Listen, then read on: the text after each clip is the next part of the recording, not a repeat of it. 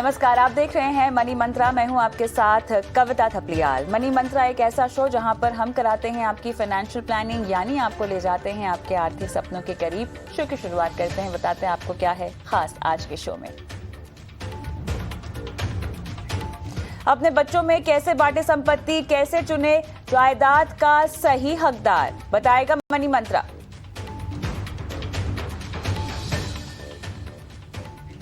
Equity बाजार में SIP से निवेश बढ़ा, कैसे एक एसआईपी दे सकती है आपके फाइनेंशियल सपनों को उड़ान, जानिए मनी मंत्रा पर। और साथ ही मनी मंत्रा में हम आपको बताएंगे कैसे बनाए संतुलित पोर्टफोलियो, निवेश, इंश्योरेंस, क्रेडिट कार्ड और लोन से जुड़े अपने सवाल भेजें मनी मंत्रा पर। आप अपने सवाल पूछने के लिए हमें व्हाट्सएप कर सकते हैं 9619873567 पर। आप चाहें तो सवाल का वीडियो बनाकर भी अपना सवाल हमें व्हाट्सएप कर सकते हैं।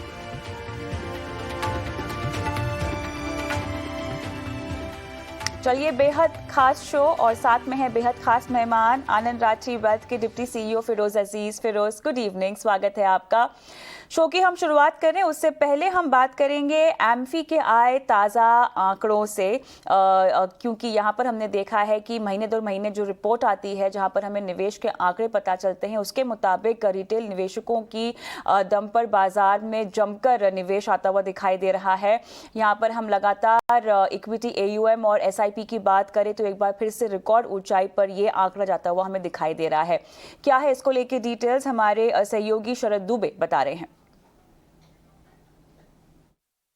रिटेल पार्टिसिपेशन जो एक हाई पे है और यहाँ पे देख सकते हैं जो DI बाइंग है वहाँ पे भी बहुत अच्छी स्ट्रेंथ देखने मिल रही है। हम बात कर रहे हैं एम्फी के जनवरी के जो मंथली अपडेट पे और यहाँ पे शानदार अपडेट्स देखने मिले हैं। आप AUM ले लीजिए, इक्विटी AUM ले लीजिए, SIP ले लीजिए, तीनों जो है मंथली के हाईएस्ट लेवल्स पे कर रहे हैं। तो आंकड़ों पे फोकस करते हैं। यहाँ पे जो नेट इनफ्लो है लगभग 35,251 करोड़ का आया है और इक्विटी इनफ्लो लगभग 14,888 करोड़ का आया है। लेकिन अगर जो इम्पोर्टेंट बात है वो है उनके AUMs देखिए। टोटल AUM जो पहली बार 38 लाख करोड़ का जो आंकड़ा है उसको पार किया है। इक्विटी AUM भी जो है एकदम हाईएस्ट पे ऑलमोस्ट 13.56 लाख करोड़ पे। और जब हम रिटेल पार्टिसिपेशन की बात कर रहे हैं तो यहाँ पे जो SIP है यहाँ पे देख सकते हैं एकदम लाइफ टाइम हाई पे 11,516 करोड़ पे है। तो इनके हाईलाइट्स पे जरा फोकस करते हैं। जो ओवरऑल नेट इनफ्लो देखा जाए तो एक बहुत जो इक्विटी कैटेगरी में देखी गई है वो आपकी जो DI की जो बाइंग है उसके कारण देखी गई है और इसे एक्चुअली अब्सॉर्ब कर लिया FI सेलिंग में। तो भारत में जो है रिटेल पार्टिसिपेंट में बहुत स्ट्रेंथ देखने मिल रहा है। अब नेट डेट इनफ्लो में जरूर जो है पॉजिटिव फ्लो आया है क्योंकि जो लास्ट क्वार्टर था वहां पे एडजस्टमेंट्स देखने मिले थे। जो न्यू फंड ऑफर्स है ये भी फोकस में रहेगा, लेकिन यहाँ पे इस महीने में ऑलमोस्ट 84% कम हुए हैं। हालांकि 51% जो इंडेक्स फंड्स हैं वहां पे जो है अच्छी कंट्रीब्यूशन आई है आपके NFA ऑफरिंग्स में। लेकिन जो मेन इंपॉर्टेंट बात है कि लार्ज कैप्स पे वहां पे लगभग 24% का जो है मंथ ऑन मंथ बेसिस पे ग्रोथ देखने मिला है। हालांकि सपाट ग्रोथ देखने मिला है मिड कैप में, फंड्स में जहां पे लगभग 5% का ग्रोथ देखा गया। लेकिन जो उछाल है स्मॉल कैप में वो बहुत इंपॉर्टेंट है। ऑलमोस्ट 46% जो है फंड्स ने जो है इंक्रीज किए, इक्विटी बेस्ड फंड्स। तो ये एक बहुत इंटरेस्टिंग डेटा पॉइंट है जो हमने एक्सपेक्ट नहीं किया था। और इसके अलावा जो है इक्विटी इन्फ्लोज ओवरऑल देखा जाए तो लगातार 11 महीने से स्ट्रेंथ दिखा रही है। तो ये कह रहे हैं कि रिटेल पार्टिसिपेशन जो है बहुत स्ट्रांग देखने को मिल रही है। हालांकि एक चीज और है कि जो लो ड्यूरेशन, शॉर्ट ड्यूरेशन और बैंकिंग PSU फंड्स हैं उनको जरूर जो है राइजिंग यील्ड्स के कारण जो है दबाव देखने मिला है। पर हालांकि देखा जाए तो एम्फी की जो कमिटी है उन्होंने भी कहा है कि जो फरवरी में इन्फ्लोज है वो भी बहुत अच्छे आने की उम्मीद है। ऑलराइट, तो एम्फी की ताज़ा रिपोर्ट में ये आंकड़े आते हुए हमें दिखाई दे रहे हैं। फिरोज, आपके पास आऊंगी। कई पैमानों पर अच्छी खबरी है, भागीदारी लोगों की बढ़ रही है, निवेश को लेकर जागरूकता भी कहीं ना कहीं यहाँ पर जिम्मेदार है, जिसकी वजह से बाजार इक्विटी में पार्टिसिपेट तो करना चाहते हैं। लेकिन एक सवाल है, SIP के नंबर्स तो बड़े हैं लेकिन इसका टिकट साइज कम हो गया है, इसको हम कैसे समझें? कविता जी, आई थिंक जैसे आपने कहा कि आंकड़े बहुत अच्छे हैं रिटेल पार्टिसिपेशन के और जो SIP के नंबर्स हैं वो बड़े हैं, बट रिटेल टिकट्स कम हुई हैं। इसके दो कारण होते हैं कि हमारी जो SIP बुक है वो बहुत ग्रैन्युलर भारत से आ रही है, रिटेल इंडिया से, रूरल एरिया से आ रही है, जहां पे बचत की टिकट साइजेस कम है। That's one reason. दूसरा एक रीजन ये है कि काफी डिवर्सिफिकेशन पे काफी फोकस रहा है। तो एक निवेशक जब 2 स्कीम खरीदता था पहले, आज वही निवेशक अब 4 स्कीम खरीदने लगे हैं। क्योंकि एसआईपी एक बहुत मिनिमम टिकट अमाउंट से भी हो सकती है, तो एक डिवर्सिफाइड पोर्टफोलियो क्रिएट करने की जो चाह है वो अब बढ़ती दिख रही है। अगर 3 साल पहले देखें तो काफी सारे लोग 2000 की एक एसआईपी करके छोड़ देते थे। अब वो 2000 को वो 3 फंड में बांटना चाहते हैं, या 4000 को 5 फंडों में बांटना चाहते हैं। तो इसीलिए टिकट साइजेस कम हुई है बट अमाउंट्स बढ़ी। कुछ अगर इन्फ्लोस के आंकड़े हम देखें तो स्मॉल कैप में यहाँ पर काफ़ी चकित करता हुआ आंकड़ा मंथ और मंथ हम देख रहे हैं। 46% का इजाफा है पिछले महीने दिसंबर के मुकाबले, जबकि मिड कैप सपाट है। इसके पीछे क्या वजह?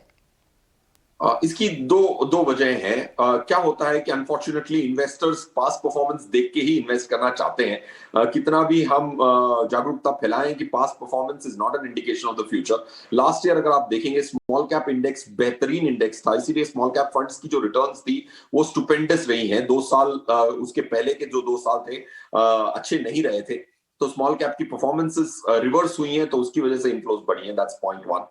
पॉइंट टू, एसआईपीज ज्यादा होती हैं स्मॉल कैप फंड्स में, क्योंकि काफी सारे small cap funds lump sum investments को नहीं लेते।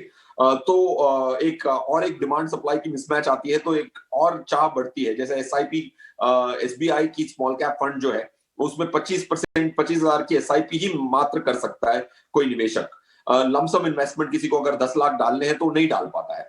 तो काफी नेगेटिव साइकोलॉजी होती है। जिस फंड में रोक लगा दी जाती है उसमें और डिमांड बढ़ जाता है, इसीलिए वो इन्फ्लोस बढ़ी है ऐसा स्मॉल कैप फंड्स में। और उसकी बेस भी बहुत छोटी थी।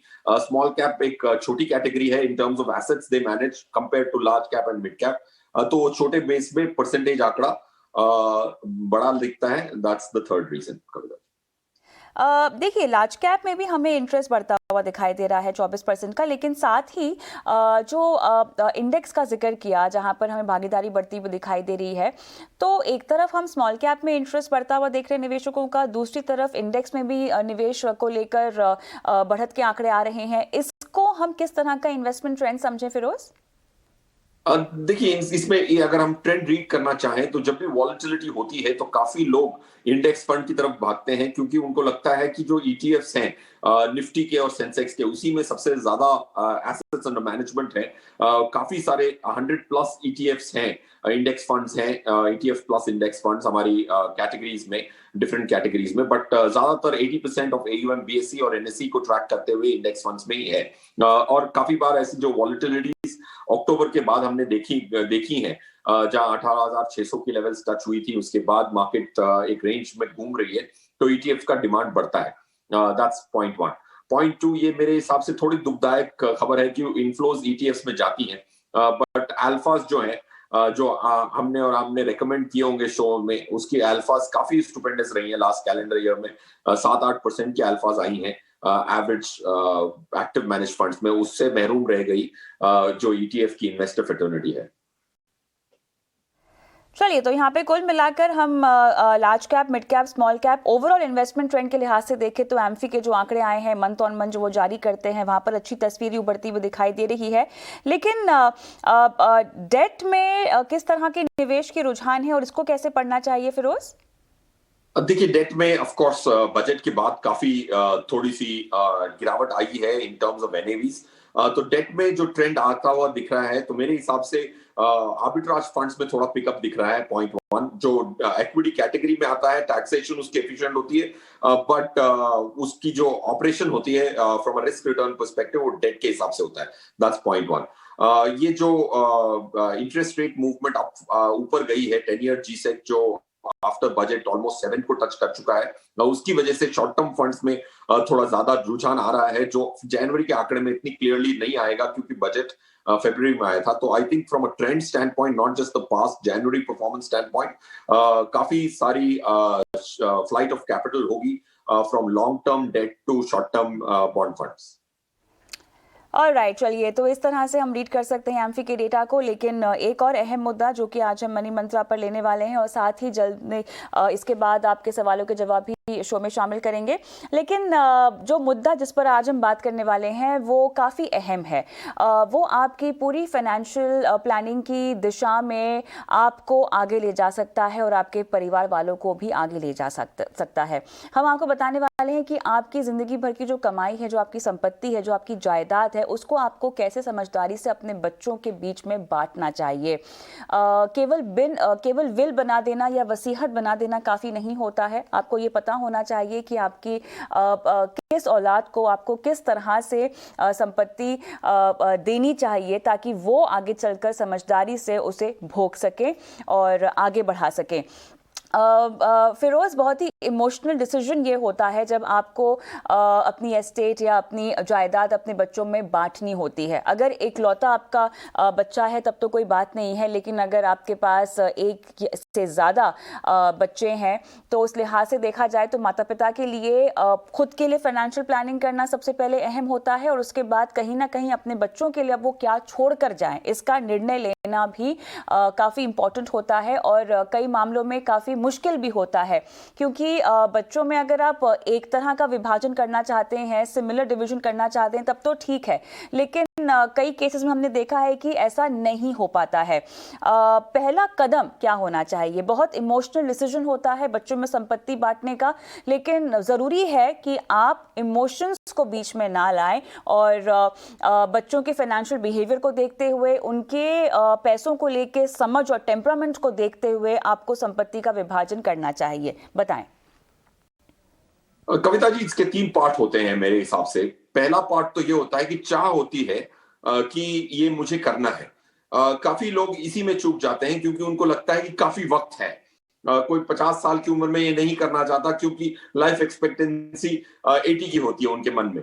पहले तो करने की चाह होनी चाहिए, इमीडिएट करने की चाह होनी चाहिए, क्योंकि लाइफ अनसर्टन है। कोविड ने अगर कुछ सिखाया है तो ये तो जरूर सिखाया है कि लाइफ में अनसर्टनिटीज आती हैं और आपको ये पता नहीं होता कि आप किस दिन इस दुनिया से चल बसेंगे। तो ये करने की चाह बहुत इंपॉर्टेंट है और कोई भी अपनी गैर मौजूदगी की विजुअलाइजेशन करने की नहीं सोचता है। आज ही मुझे एक खबर मिली कि मेरे एक अजीज क्लाइंट चल बसे, कोविड की वजह से यूएस गए थे। फॉर्चुनेटली उन्होंने पूरी अपनी प्लानिंग कर रखी थी। बहुत अनफॉर्चुनेट है, सडन डिमाइस हो सकती है, उसकी प्लानिंग करना बहुत इंपॉर्टेंट है। वो चाह रखना कि मुझे कल करनी है, 6 महीने बाद नहीं, 2 साल बाद नहीं, 3 साल बाद नहीं। That's the first part, determination. Second part कि आप चाहते क्या है, इसका बंटवारा कैसे हो और क्या हिस्से में हो, किन किन में हो, आपके रिलीजियस लॉस के हिसाब से हो या उसको आप सर्कमवेंट करना चाहते हैं। फॉर एग्जाम्पल, अगर कोई इस्लाम फॉलो करता है तो शरिया लॉ एप्लीकेबल होता है अगर विल नहीं होती। तो ये जो आपकी चाह है उसको लिखना बहुत जरूरी है प्लेन पीस ऑफ पेपर पे। फिर तीसरा स्टेप है कि उसकी डॉक्यूमेंटेशन पक्की करना, और क्या विल बनाना है, क्या आपको ट्रस्ट बनाना है, क्या ये दोनों करने हैं, वो तीसरा पार्ट होता है। Determination, what you need, what you wish to do, articulating that very well, and the third is the documentation. इन सबको अगर आप सेपरेट करते हैं तभी इस कॉम्प्लेक्स सब्जेक्ट में क्लैरिटी आती है। बिल्कुल, यहाँ पर आपने काफी हद तक हमें ये समझा दिया कि वसीयत की क्या अहमियत होती है, विल बनाना आपके लिए क्यों जरूरी होता है और आपको कब तक विल बना लेनी चाहिए। सवाल यहाँ पर यह भी उठता है कि कैसे डिसाइड करें कि किस बच्चे को किस तरह से संपत्ति दी जानी चाहिए, क्योंकि ये थोड़ा सा क्रिटिकल मामला है। कई बार माता पिता को कुछ इमोशनल बायसेस होते हैं अपने बच्चों को लेकर, है ना, तो उसको हमें आड़े नहीं आने देना होता है। साथ ही हर बच्चे की फाइनेंशियल लाइफ एक जैसी नहीं होती है, तो कई बार माता पिता को ये लगता है कि अच्छा ठीक है, ये किसी फाइनेंशियल स्ट्रगल में है तो हम इसको थोड़ा सा बैकअप के लिए इसके लिए ये छोड़ जाते हैं। बहुत ज़रूरी है कि माता पिता अपने निवेश विकल्पों में अपने बच्चों को, या अगर नॉमिनेशंस के लिहाज से ही समझना चाहें तो सही चुनाव करें नॉमिनेशंस का। तो फिरोज, इसके लिए रोड मैप क्या होगा? कैसे हम समझें कि किस बच्चे को किस तरह की संपत्ति हमें देकर जानी चाहिए? देखिए, इसके क्राइटेरिया बहुत होते हैं। तो मेरे हिसाब से पहले तो आपको ये डिटरमिन करना है कि आपके बच्चों में सबसे ज्यादा काबिल बच्चे को, जिसकी एक लाइफ में एक प्रोफेशनल एस्टैब्लिश हो चुकी है, तो उनको शायद कम प्रोपोर्शंस दें। तो उनकी करंट स्थिति पे, रिलेटिव करंट स्थिति पे आप अपनी डिटर्मिनेशंस को एग्जामिन करेंगे। अगर एक बच्चा अभी वेल सेटल नहीं है, उनकी नौकरी नहीं लगी है, उनकी जॉब्स बहुत सिक्योर नहीं है, तो शायद उधर एक क्राइटेरिया होगा कि आप थोड़ा स्क्यू कर दें। दूसरा क्राइटेरिया ये होगा कि आपने आपकी जिंदा रहने तक किधर से आप सबसे ज्यादा सपोर्ट एक्सपेक्ट करते हैं। फॉर एग्जाम्पल, इंडिया में ये बहुत कॉमन हो चुका है कि आप टीयर 2 सिटी से बच्चे टीयर 1 सिटी में मेट्रो में जाके काम करते हैं, बट एक बच्चा शायद आपके टीयर 2 सिटी में ही आपके साथ रहता हो, तो वहां आपकी जरूरत है कि वो आपकी देखरेख करें अपनी सारी जिंदगी के लिए, जो बची कुची जिंदगी है, तो वहां आप जो सेकंड क्राइटेरिया होता है। थर्ड क्राइटेरिया, अगर कोई फिजिकल डिसेबिलिटी हो या मेंटली डिसेबल हो, तो वहां स्क्यूनेस की जरूरत पड़ती है। वरना अगर ये तीनों क्राइटेरिया आपके नहीं है, तो मेरे हिसाब से equal allocation is the most preferred allocation. अब रहा सवाल, आप अगर जेंडर बायस भी आप अगर अवॉइड कर सकें और इक्वल डिस्ट्रीब्यूशन कर सकें, अगर कोई कारण नहीं है, तो दैट्स द बेस्ट थिंग, ताकि फ्यूचर में कोई रंजिश ना आए सिबलिंग्स के बीच में। बिल्कुल सही कहा आपने। और साथ ही माता पिता को ना, जो हम संपत्ति के बंटवारे की बात कर रहे हैं, वो केवल अपने बच्चों तक ही रखनी चाहिए। मेरे ख्याल से आपके पोता पोती के लिए और उनके भविष्य को सुरक्षित करने के लिए आपको फाइनेंशियल रणनीति अपनाने की जरूरत नहीं है। ये एक ऐसी बात है जो मेरे ख्याल से ग्रैंड पेरेंट्स अपने ऊपर जिम्मेदारी के तौर पर समझ लेते हैं और कहीं ना कहीं उन्हें भी कुछ देने की कोशिश करते हैं, जो कि अपने आप में देखा जाए तो बुरी बात नहीं है। लेकिन उससे पहले आपको अपनी जिंदगी के बारे में सोचना है, उसके बाद अगर आप अपने बच्चों के बारे में सोचें तो वो आपकी पहली प्राथमिकता होनी चाहिए। अब फिरोज, कई बार हम जब संपत्ति बांटते हैं अपने बच्चों में ना, तो बायसेस की वजह से, जो आपने रीजंस भी बताए हैं जिस ऑर्डर में हमको जाना चाहिए, तो ऐसे हो सकता है कि किसी एक बच्चे को ज्यादा संपत्ति दी जाए या किसी एक को कम जायदाद दी जाए। ऐसे में बहुत जरूरी है कि आप बच्चे के साथ बैठकर उन्हें लॉजिकली समझाएं कि इस तरह का बंटवारा क्यों किया जा रहा है, ये कैसे किया जाए, बिकॉज ये एक इमोशनल टॉक हो सकती है और आगे चलकर रिश्ते चाहे तो बिगड़ भी सकते हैं इस वजह से।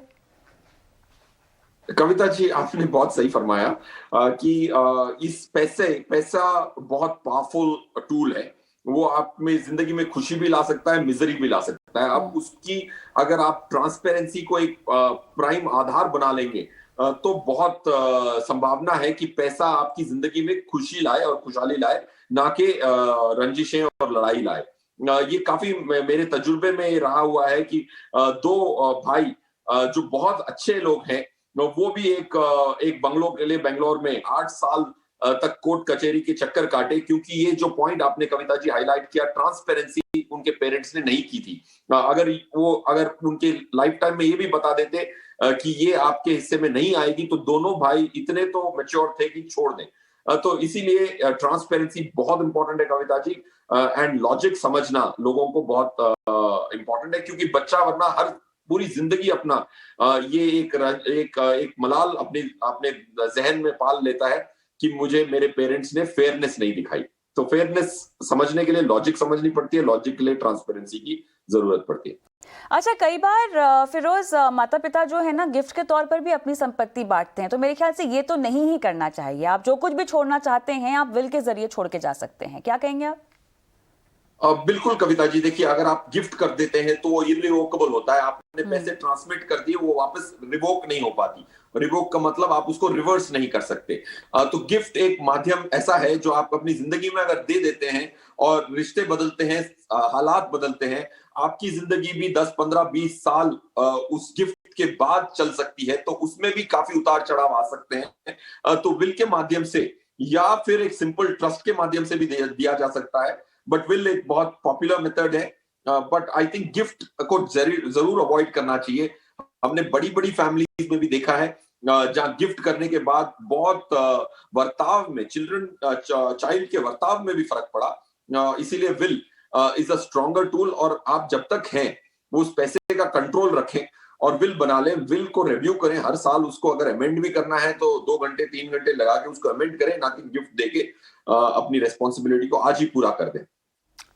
ऑलराइट, तो चलिए, यहाँ पर मोटी बात यह है कि आपको बहुत सोच समझकर और तमाम इमोशंस को साइड में रखकर अपने बच्चों के बीच में संपत्ति का बंटवारा करना चाहिए। अगर आप एक खाका बना लें तो बहुत ज़रूरी है कि उसके बाद आप इसको एक वसीहत में तब्दील करें, एक फॉर्मल विल में तब्दील करें, ताकि आपके बच्चों के बीच में किसी भी तरह का भेदभाव ना हो और मन मिटाव भी आगे चलकर ना रहे। मनी मंत्रा में आगे बढ़ेंगे और रुक करेंगे सवालों की ओर, जहां पर हमारे पहले दर्शक हमारे साथ फोन लाइन पर भी जुड़ गए हैं। अजीत वसंत हमारे साथ फोन लाइन पर हैं। अजीत, गुड इवनिंग, कहाँ से बोल रहे हैं? नमस्ते, नासिक से बात करो।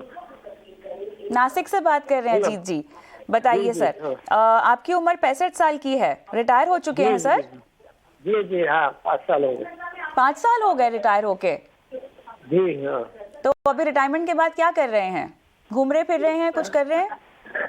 नहीं नहीं, जाते हैं, हमारा बेटे का हॉस्पिटल है, वहाँ जाते हैं थोड़ा कभी कभी। अच्छा, बताइए सर, अब रिटायर हो चुके हैं आप, तो आपके जीवन भर की जमा पूंजी को हम कैसे प्लान कर सकते हैं? हाँ ना, वही तो म्यूचुअल फंड में डाल के उसमें से कुछ पेंशन मिलेगा, तो इसलिए बोल रहा हूँ। मुझे ये बताइए, आपको 10,000 रुपीज पेंशन मिलती है ना, आपने कहा है, तो आपके पास 15 लाख रुपए अभी एक मुश्त पड़े हुए हैं। हाँ हाँ। तो इस 15 लाख को आपको इसमें से पेंशन भी चाहिए क्या? अभी आप अपनी टीवी की आवाज बंद कर देंगे और मुझसे फोन पर बात करेंगे? हाँ जी जी, अब मुझसे बात कीजिए। आप मुझे बताइए, 15 लाख रुपए जो आपके पास हैं अभी, क्या इसमें से आपको अपनी पेंशन के लिए भी पैसे चाहिए? हाँ, हमको पेंशन नहीं है ना मैडम, तो फिर 10,000 तो भी मिलना चाहिए इस हिसाब से। अच्छा, तो ये 15 लाख रुपए आप कब तक निवेशित रख सकते हैं? उसका तो जब तक अपन है तब तक रख सकते हैं। रिस्क कितना ले सकते हैं इन पैसों पर? कोई रिस्क नहीं मैडम, कोई जिम्मेदारी नहीं है मेरे पे ज्यादा। चलिए, फिरोज बिल्कुल रिस्क नहीं ले सकते हैं, और जहां तक मैं इनको सुन पा रही हूँ, समझ पा रही हूँ, ये कह रहे हैं कि इनकी पेंशन की जो इनकम है उसमें थोड़ी सी और बढ़त हो जाए इस निवेश के जरिए, ऐसी भी इनकी मंशा है, ख्वाहिश है। तो किस तरह की अप्रोच हम इनको सुझा सकते हैं? कविता जी, इनकी जो पेंशन की एस्पिरेशन है अजीत सर की, बहुत रीजनेबल है। 15 लाख की सेविंग है और 10,000 की पेंशन चाहते हैं, तो ये कोई आउटरेजियस आस्क नहीं होगा।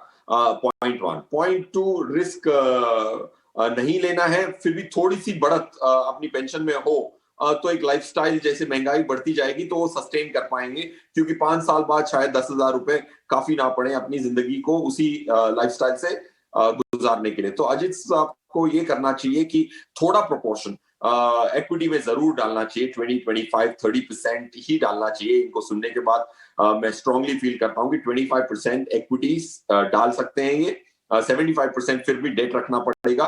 75% जो आप डेट रखेंगे, 75 का ये मतलब हुआ कि 4.25 लाख रुपए आपके लगेंगे इक्विटी में, और बाकी जो 11.25 लाख हैं वो आप डेट में लगा सकते हैं, 11 लाख रुपए डेट में लगा सकते हैं। डेट की स्कीम्स में आपको बता सकता हूँ, एक है एक्सिस स्ट्रेटेजिक बॉन्ड फंड, एक है एचडीएफसी का banking and PSU fund, ICICI का ऑल सीजन्स बॉन्ड फंड। ये 3 फंड्स जो है, इनकी कॉम्बिनेशन में आपको 6% से 6.5% की भी रिटर्न डायरेक्ट ऑप्शन में आराम से आती हुई दिख सकती है अगले 3 साल के लिए। So that's point 1। Point 2, equity side पे भी 4 स्कीम्स बताऊंगा ताकि वो लाख रुपए चारों स्कीम्स में डाल सकें, जो 1/4 हिस्सा हुआ। तो SBI focused equity, Canara Robeco flexi cap, Kotak emerging equities and Canara Robeco blue chip. ये 4 इक्विटी स्कीम्स में अगर 1 लाख रुपीस डालेंगे तो इनको थोड़ा इजाफा मिल सकता है, और 10% की रिटर्न इस कॉम्बिनेशन से आने की उम्मीद है अगले 4-5 इयर्स की होल्डिंग पीरियड।